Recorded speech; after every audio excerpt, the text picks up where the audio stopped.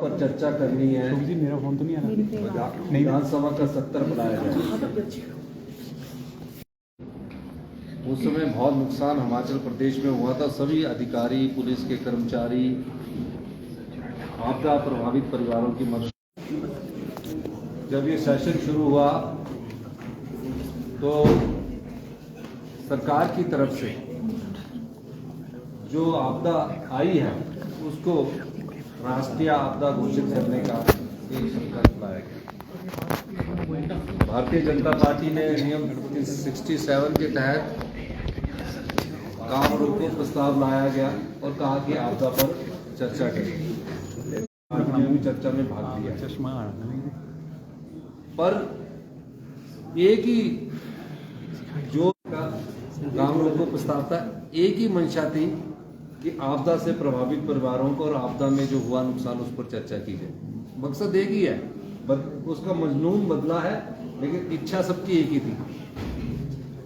उन्होंने देखा कि हमें अखबार की सुर्खियों में कैसे रहना है, तो उन्होंने कहा कि हमारे पास आपदा प्रभावित परिवार है, हमने तो कुछ किया नहीं है, और जब हमने कुछ किया नहीं है तो हम एक अखबार की सुर्खियों में रहने के लिए उसको उनका भी आदर किया कि आप चर्चा में भाग।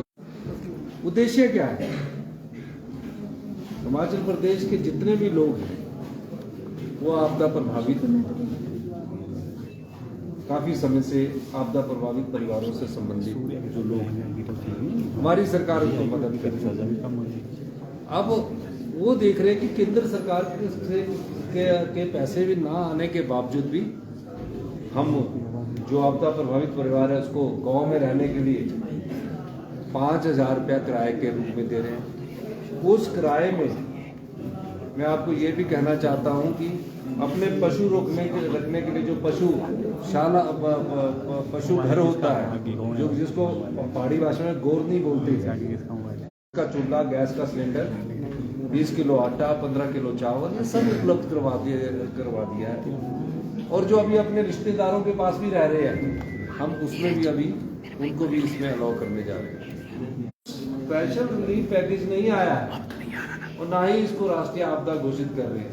अब दुख इस बात का है कि जो हम प्रस्ताव लाए हैं उसमें भी राष्ट्रीय शब्द बोलने के लिए वो कतरा रहे हैं।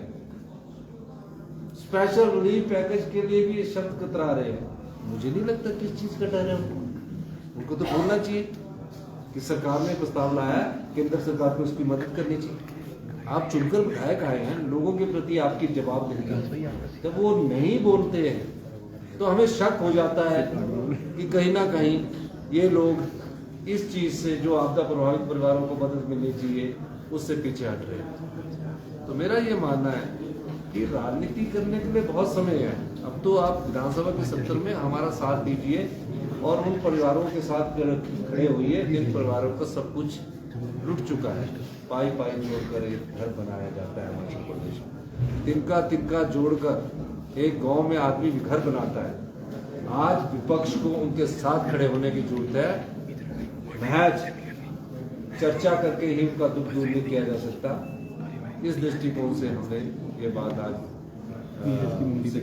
सर विशेष पैकेज की भी बात की, क्या खास रहेगा सर जो आप विशेष पैकेज की आपने बात की? देखिए, हिमाचल प्रदेश सरकार अपने जितने संसाधन हैं उन संसाधनों में से हम special relief package Himachal Pradesh के आपदा प्रभावित परिवारों के लिए लेकर आए। घर बनाने के लिए कितना पैसा देना है, पशुशाला बनाने के लिए कितना पैसा देना है, व्यक्ति की मृत्यु पर कितना पैसा देना है, फसलें बर्बाद होने पर कितना फैसला देना है, घरों में सिल्ट घुस गई है उसका कितना पैसा देना है, जिसका पूरा पक्का मकान टूट गया है उसको कितना पैसा देना है, जिसका कच्चा मकान थोड़ा टूट गया उसको कितना पैसा देना है, जिसके पास घर बनाने के लिए जमीन नहीं है लेकिन उसके नाम पर ऐसी जमीन रेवेन्यू रिकॉर्ड में है लेकिन वहां वो दोबारा घर नहीं बना सकता, उसको जमीन कैसे उपलब्ध करवानी है उसके लिए हमारी विचार विमर्श कर रहा है। ये सब चीजें इस चर्चा में हैं और इस मामले में हमारी सरकार उन सभी लोगों के लिए 26 तारीख या 27 तारीख को हम इसके लिए एक स्पेशल रिलीफ पैकेज लाएंगे। मैं हिमाचल के सभी लोगों को, हिमाचल के आम परिवार के लोगों को, हिमाचल के गरीब परिवार के लोगों को, हिमाचल के किसान बागवान के परिवारों के लोगों को ये आश्वस्त करना चाहता हूँ, हमारी सरकार का एक एक मंत्री, हमारी सरकार का एक एक विधायक, उनको रिलीफ पैकेज में जो भी उनकी आर्थिक मदद होगी उसके लिए तैयार खड़ा है। मुझे तो दुख इस बात का है, पिछले 1 महीने से कहा कि भारतीय जनता पार्टी के विधायकों ने कि हम उनको 1 महीने की सैलरी देंगे, आज तक 1 महीने की सैलरी नहीं दी गई है। अब उन्होंने मुझे कहा है कल देंगे, अच्छी बात है, देर आए दुरुस्त आए। पैकेज में भी ना ऐसा है वो कि देर आए दुरुस्त आए। इसलिए भारतीय जनता पार्टी को लोगों को ठगना नहीं चाहिए। अब कब तक लोगों को ठगते रहेंगे?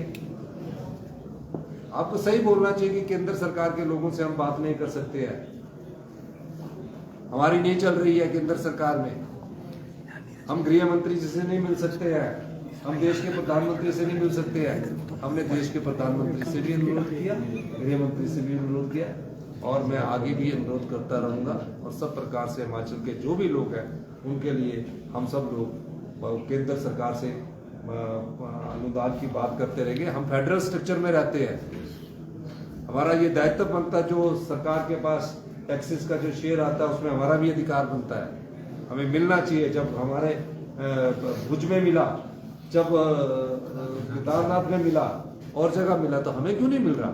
हमारा कसूर क्या गया? कांग्रेस की सरकार है, इस दृष्टिकोण से ये कार्य नहीं होना चाहिए। सर, आपने ये भी कहा कि जो अपात्र लोगों की मदद की बात कही, आपने जांच की बात कही, लेकिन अपात्र लोगों की किसी भी अपात्र को अभी तक नहीं मिला। हमने सख्त निर्देश दिए है, क्योंकि अभी पैकेज आना है ना। एक पैकेज आया है 7 से 14 का, उसमें कोई भी ऐसी शिकायत हमारे पास नहीं आई।